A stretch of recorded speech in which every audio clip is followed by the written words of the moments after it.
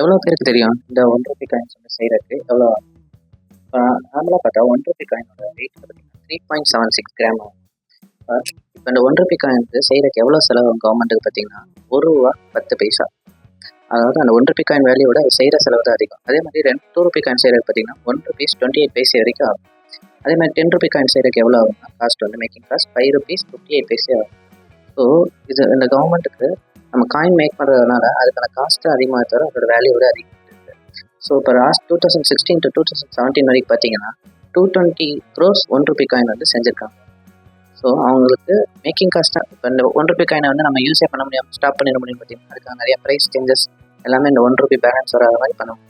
அது பண்ணுறதுக்கு பதிலாக தான் புதுசாக ஒரு சொல்யூஷன் வந்தது யூபிஐ பேமெண்ட்ஸ். ஸோ அதனால தான் அந்த கவர்மெண்ட் வந்து நிறைய யூபிஐ பேமெண்ட்ஸ் வந்து என்கரேஜ் பண்ண ஆரம்பிச்சிட்டாங்க. எல்லாருமே ஈவன் ஸ்மால் வெண்டர்ஸ் சின்ன சின்ன கடையில் எல்லா இடத்துலையுமே யூபிஐ பேமெண்ட்ஸ் வந்து மேட் பண்ணிக்காங்க.